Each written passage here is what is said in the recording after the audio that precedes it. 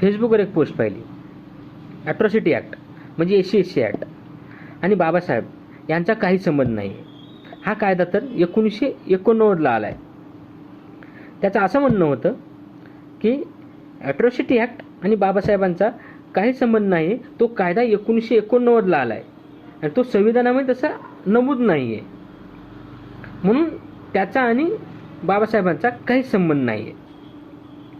करावं तर किती दिवस करावं एखाद्याचा? अशा 2-3 लोकांमुळे पूर्ण समाजाला लोक नाव ठेवतील की उपकाराची जाणीव नाही म्हणून. डॉक्टर बाबासाहेब आंबेडकरांनी आर्टिकल 17 अस्पृश्यता पूर्ण नष्ट करून टाकली, पण तरी धर्मात जातीयता इतकी रुजलेली होती. या धर्माने बनवलेली जी जात व्यवस्था होती, त्या व्यवस्थेमध्ये जे आपल्याला शूद्र ठरविलं होतं ते काही नष्ट व्हायला तयार नव्हती. जे आपण आपला धर्म म्हणतो त्या धर्माने बनवलेली व्यवस्था सहजासहजी नष्ट व्हायला तयार नव्हती. आर्टिकल 17 नुसार जातीय व्यवस्था नष्ट करून सुद्धा अण्णाभाऊ साठे दलित साहित्य परिषदेमध्ये त्यांच्या भाषणामध्ये म्हणतात, जेव्हा वेगळं दलित साहित्य संमेलन घेण्यात आलं त्यावेळेस काही लोक म्हणायला लागले की अस्पृश्यता तर नष्ट झाली आहे, मग हे वेगळं साहित्य संमेलन घेण्याची गरज का? त्यावेळेस अण्णाभाऊ साठे म्हणतात की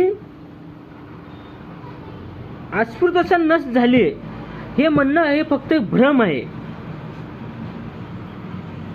आजही जेव्हा आमच्या मांगा महाराचा पोहरा विहिरीत जातो त्यावेळेस इथल्या सवर्णाच्या छातीमध्ये जोपर्यंत आमचा पोहरा बाहेर निघत नाही तोपर्यंत त्यांच्या छातीमध्ये धडधडतं. आजही आमच्यासाठी हॉटेलमध्ये वेगळे कप ठेवले जातात.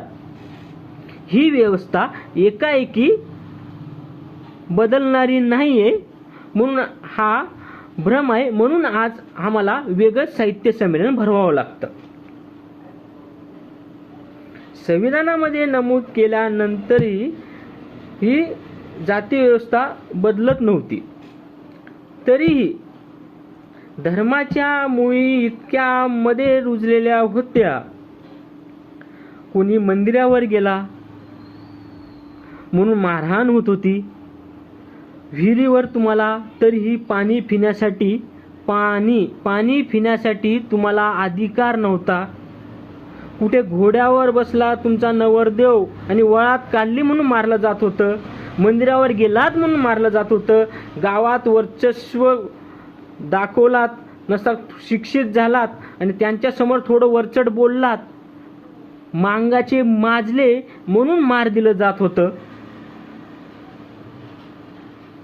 म्हणून हा SC/ST ॲक्ट बनवावा लागला. जेव्हा कायदा बनतो तो संविधानाच्या चौकटीत बनतो. जो बाबासाहेबांनी संविधान बनवलेल्या चौकटीतच बनला जातो.